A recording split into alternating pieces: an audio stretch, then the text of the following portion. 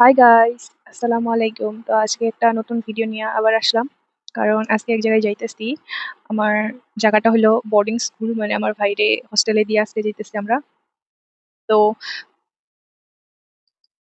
তো গাইস, মনে মনে ভালোই লাগতেছে যে এখন অত মারামারিও হবো না, কাজিয়া পেশাল কিছুই লাগবো না। কারণ যখন বাড়িতে আসছিল খালি কথায় কথায় খালি খোঁচাখুচি হয়েছে, মারামারি হয়েছে, হাল্লা হয়েছে। আর এখন যাদের মানে সিবলিংস আছে ওরা তো জানেই যে ২ জন বা মানে সিস্টার ব্রাদার গুলো একলগে থাকলে কি পরিস্থিতি হয়। সো বর্তমান তো কেউ নাই। আমি একলা আছি। আর আম্মা, আব্বা আর আমি। সো মানে এত শান্ত পরিবেশ বাড়িত, মনে হয় যে বাড়িতে কেউই নেই। যাই হোক গাইস, বকবক করতে করতে আমরা পৌঁছাই গেলাম। এটার নিচে এটা গার্লস হোস্টেল না, গার্লস হোস্টেল সাবজেক্ট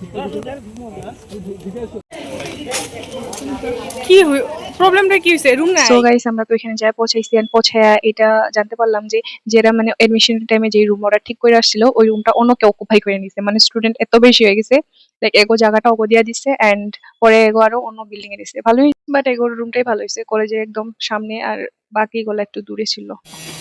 सेटल हो गया है। अभी हम लोग कुछ खाने के लिए जा रहे हैं।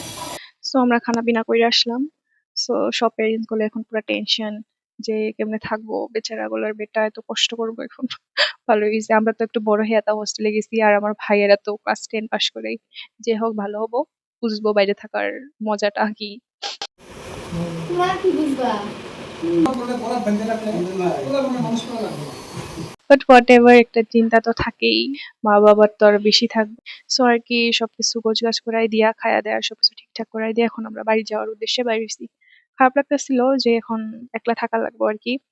আর এখন আমরা রিটার্ন হইতেছি। আর ওর জন্য দোয়া করবেন যাতে সবাই ভালো ভালো মতো থাকে, সুস্থ থাকে, মিলা থাকে।